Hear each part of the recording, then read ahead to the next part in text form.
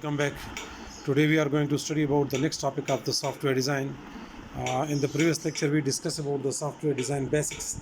That was about what is the software design and what are the levels of software design and what are the techniques of software design. We discussed in detail in the last lecture. Today we are going to discuss about the software analysis and design tools. These are basically the UML models, unified modeling language. These are UML model. If you will search these things on the in the Google, then you will come to know, and I can share a book of UML with you, from where you can also study the details of UML. But these are the what are basically these software analysis and design tools. These are basically the transformations. The design includes all activities which help the transformation of requirement specification into implementation. Means ये analysis and design tools जो है, ये उस तमाम activities का नाम है, तमाम अप्रोचेस का नाम है, जिसके ज़रिए से हम अपने रिक्वायरमेंट्स को, स्पेसिफिकेशन को जो है वो ट्रांसफॉर्म करते हैं इम्प्लीमेंटेशन में. ठीक है बेटा. रिक्वायरमेंट स्पेसिफिकेशन जो हमने रिक्वायरमेंट को स्पेसिफाई किया है प्रीवियस लेक्चर्स में और टॉपिक्स में, वो हम फिर उसके बाद डिज़ाइनिंग पे आ गए. तो डिज़ाइनिंग में हम अपने इस रिक्वायरमेंट को कन्वर्ट करना चाह रहे हैं, तो इसकी कन्वर्जन का जो प्रोसेस है, उस प्रोसेस के लिए जो हम टूल इस्तेमाल करेंगे, उन टूल्स को सॉफ्टवेयर एनालिसिस डिज़ाइन टूल कहा जाता है. ये बहुत से टूल्स है बेटा. इसमें फर्स्ट टूल जो है वो हमारे पास यूज़ केस मॉडल है, और उसके बाद डेटा फ्लो डायग्राम्स हैं, ERD डायग्राम्स हैं, ठीक है, और क्लास डायग्राम से बहुत से जो है वो टूल्स हैं हमारे पास, जिनके ज़रिए से हम ये सारे काम करते हैं. कुछ टूल्स यहाँ इस वक्त यहाँ क्लियर हो जाएंगे इस लेक्चर में, कुछ जो है वो दूसरे नोट्स में है तो वहाँ से उठा लेंगे. इस वक्त यहाँ जो इस नोट्स है वो DFD डेटा फ्लो डायग्राम, ये पहला टूल है सॉफ्टवेयर एनालिसिस एंड डिज़ाइन का. जो पहला टूल है जिसमें हमने DFD को डिस्कस करना है. तो what is DFD? Basically it is the graphical representation of flow of data in an information system.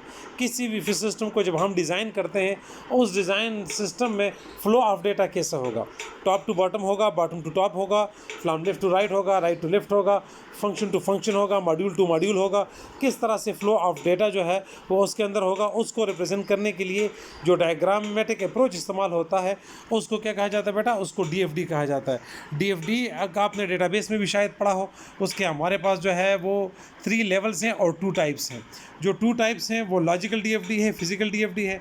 Logical जो DFD है वो हमारे साथ हमारे एंटिटीज़ के दरमियान लॉजिकल रिलेशनशिप को शो करता है कि उनके दरमियान क्या रिलेशनशिप है, 1 to 1 है, 1 to many है. इस रिलेशनशिप को शो करने के लिए हमारे पास लॉजिकल DFD होती है. ठीक है. The type of DFD concentrate on the system process and flow of data in the system. For example in a banking system software, how data is moved between different entities. तो entity से entity के दरमियान कैसे flow करता है data, ये logical से होता है. फिजिकल DFD ये है कि the type of DFD shows how the data flow is actually implemented in the system. जब हम इसको कंप्यूटर में करेंगे तो कंप्यूटर में ये कैसे इम्प्लीमेंट होगा, इसको फिजिकल DFD कहा जाता है. ठीक है बेटा. तो अब DFD के जो हमारे पास कंपोनेंट्स हैं वो एक एंटिटी है, ठीक है, जिस एंटिटी का हमने फ़्लो को रिप्रेजेंट करना है, और फिर प्रोसेस है जिस प्रोसेस के ज़रिए ये फ़्लो जाएगा. फिर डेटा स्टोर है जहाँ पर डेटा स्टोर होगा, और एरोज़ है जिसके ज़रिए से हम फ़्लो ऑफ डेटा को रिप्रेजेंट करते हैं.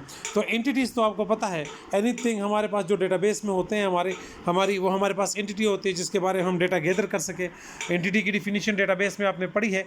Anything about which data can be gathered और information can be gathered is called entity. Student एक एंटिटी है, टीचर एक एंटिटी है, कॉलेज एक एंटिटी है, लाइब्रेरी एक एंटिटी है. ये सारी एंटिटीज़ हैं. प्रोसेस ये है कि अब कौन कौन से एक्टिविटीज़ इस एंटिटी पे परफॉर्म होंगे या इस एंटिटी ने परफॉर्म करने हैं, ये हमारे पास प्रोसेस होता है. मसलन स्टूडेंट जो है वो स्टडी करता है, क्लासेस लेता है, एग्ज़ाम देता है, ठीक है ना. लाइब्रेरी में जो है वो बुक स्टडी करता है, वहाँ रजिस्ट्रेशन करता है, एनरोलमेंट करता है.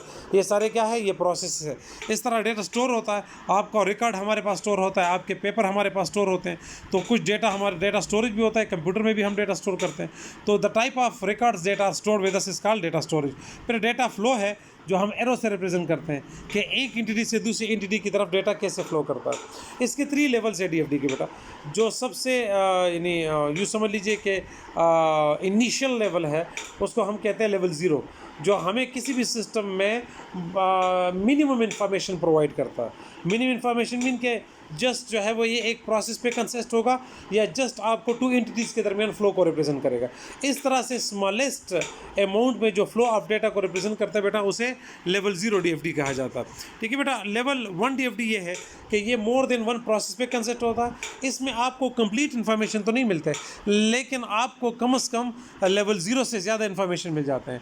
डिटेल होता है, ठीक है, लेकिन कंप्लीट नहीं होता है। हम इसको इंट्रोडक्टरी लेवल कह सकते हैं कि आपको सिस्टम इंट्रोड्यूस हो जाता है, कुछ इतने प्रोसेसेस, कुछ इतने एंटिटीज़ आपके कुछ इतने एंटिटीज़ और प्रोसेस के दरमियान फ्लो ऑफ डेटा को आप चेक कर लेते हैं, जिसकी वजह से हम कहते हैं कि ये लेवल 1 है। ठीक है, इसी तरह जो है वो फिर अगर हम ये एग्जांपल अगर आप देखें, अकाउंट्स है, अकाउंट्स में हमारे पास कुछ चीज़ें स्टोर होती है, कुछ ऑर्डर प्रोसेस होता है, कुछ सेल्स है, कुछ कस्टमर है।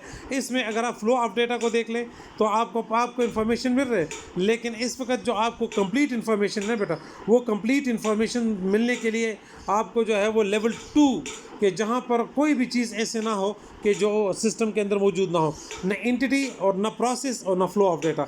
जब ये सारी चीज़ें आपको मिल जाए तो हम कहते हैं कि ये लेवल 2 DFD है। Level 2 DFD provides the complete flow of information in a system. ठीक है बेटा, तो ये हमारा पहला डिज़ाइन टूल हो गया जिसको हम DFD कहते हैं, और इस DFD के ज़रिए से हम अब ये क्वेश्चन ये कि ये DFD जो है वो सिस्टम में कहाँ इस्तेमाल होता है जब हम डिज़ाइनिंग करते हैं।